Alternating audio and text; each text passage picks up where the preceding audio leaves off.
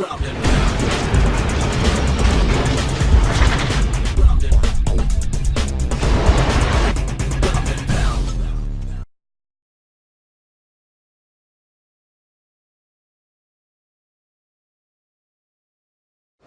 Eduardo, tell us first for the people in Germany who don't know you yet, who you are, what you do, and which fighters you are managing. Okay, hello everybody, it's a pleasure to talk to you guys in Germany. My name is Eduardo Alonso and I'm an MMA manager. I have been working with mixed martial arts for pretty much 15 years already. Worked as a journalist for a long time, and then I moved on as a promoter and an assistant, and finally after many things I ended up being a manager, and this is what I have been doing for the past 6 or 7 years. Currently I manage Maia in the UFC, also Daniel Sarafian, and for a long time I was more known as the manager of Shogun Rua, who is still a close friend, and we'll see. There's some cool things happening in the future. In this 15 years, has there ever been a doubt about if this is the right profession? Well, yes, many times. During these 15 years I had many doubts if this would be the right profession, especially early on in my career when I was a journalist and starting to try to promote here in Brazil, because mixed martial arts wasn't as popular back then as it is right now. We didn't have all the mainstream media behind the sport. We didn't have the high-profile fights. UFC wasn't as big as it is today and would never think of coming to Brazil back in those days, you know. And it was a different period. Family, you know, always want you to do something in theory safer, you know, like be a doctor or a lawyer or whatever. But it's part of the game. The important thing is that I always felt this was my passion, and if you work in something you love and you have pleasure in doing so, you start to understand the business more and to evolve with the business.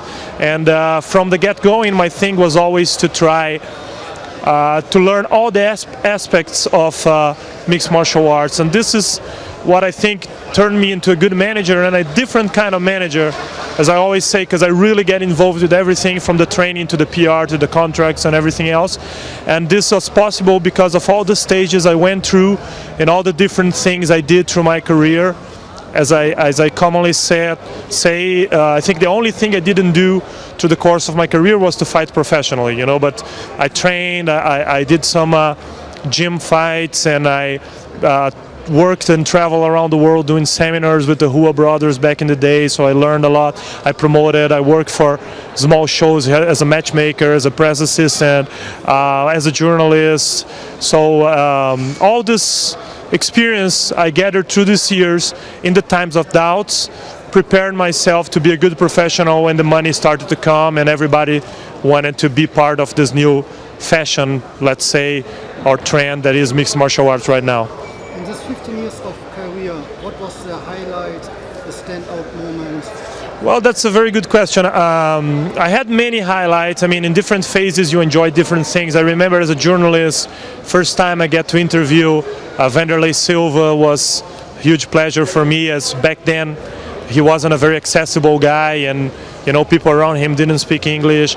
And then you move on, you know, first time I had my own column, you know, that I signed at a magazine, was special. But as a manager, which is, I think, the mature part of my career, where, you know, all my knowledge kind of gather into something, I think winning the fight between Shogun and Chuck Liddell was the first highlight, because it was the first time that I had to help run a training camp.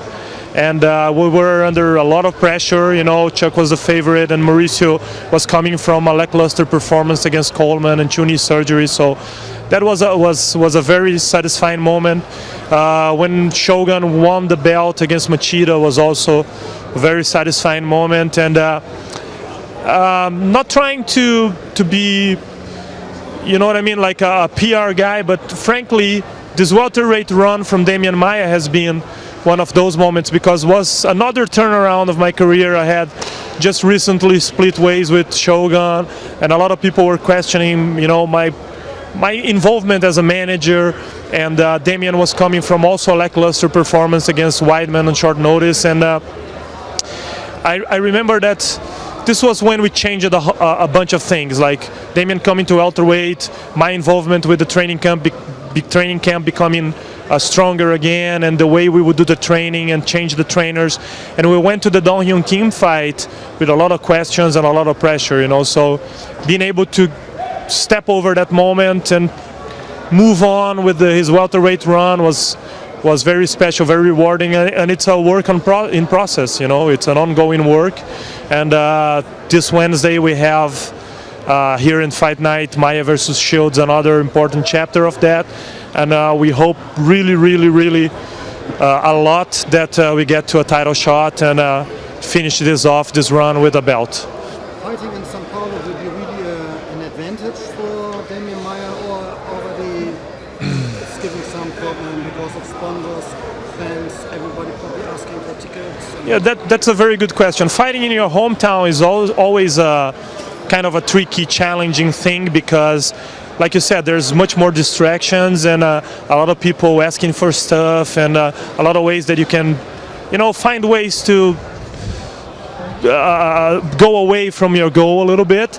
But we're already experiencing that. I mean, we had a fight with Shogun in Rio years ago. Then we had Damian fighting in Rio as well. There's all Daniel Serafian fighting here in São Paulo and in Fortaleza. So this all prepared us a little bit to handle this moment. But I think Damian is also a very experienced guy, and in the end it's more an advantage than it is a problem, because when you look at guys like Jake Shields, he's a very experienced fighter, but he never fought in Brazil, you know. And we Brazilians, we are used to the jet lag, we're used to flying and fighting in the US, in Japan, you know, in Europe, and dealing with the differences, adapting the diet, you know, to different foods, and how to cut weight in another country. And I think for guys like Jake Shields, it might be a little tougher, and also the crowd in Brazil is very wild, you know. It gives a lot of support. So it's up to us, the team, to surround the guy and make use only of the good part of the process of fighting here, and take away the pressure and the bad part. If I would like to bet some money on the fight of Demian Maia, what would you suggest me? I should go for a knockout, first round? Well, I'm very biased, you know, and it wouldn't be fair for me to say something. We have the biggest and utmost respect for Jake Shields. I mean, I think Jake Shields is actually a very deceiving fighter, you know. This is what tricks people into, when you look at his fights, it seems like he's a little slow or this or that, and people think it should be, you know, an easier fight. Every time he steps in, it seems like the other guy is the favorite, you know, but he always finds a way to make the fight complicated for the opponent and win fights. If you look at his resume, he has beaten guys like Carlos Condit, Yushin Okami, Robbie Lawler, Martin Kampmann, Dan Henderson, Tyron Woodley. Maybe some of those fights were pretty, some of those fights were long ago, but the point is, he's a very hard guy to finish, you know. So if I would give you advice, I would say bet on Demian Maia to win the fight, and we don't care how it is. I mean, obviously we work hard to get a submission or a knockout, but win is a win, and we'll welcome and take any win we can get. Okay, last question. I've seen you in the corner of Luis Kane, about Wanya Kane. Yeah. You're also the manager of him? Yes, actually Kane came to us about I don't know, maybe 3 months ago or a couple of months ago, and I started managing him about a month ago at most. And he's a super nice guy. He was going through a hard time on his career, had been cut by the UFC, stayed sidelined for 1 year, went to different places trying to find a good training. Went to Greg Jackson's, to Black Zillions, a number of camps, which are great camps, but for some reason he didn't adapt, had injuries, and he came to us on the verge of thinking about retirement, you know, which is sad because he's still a young fighter, very tough, very talented fighter. I don't think there are many 205 pounders here in Brazil tougher than he is, not fighting in the UFC or in Bellator, or, you know, on the big shows. So it's a matter of getting his career back on track. We got him back to fighting. He fought a hard guy in Rodney Wallace, who is also a UFC veteran, you know.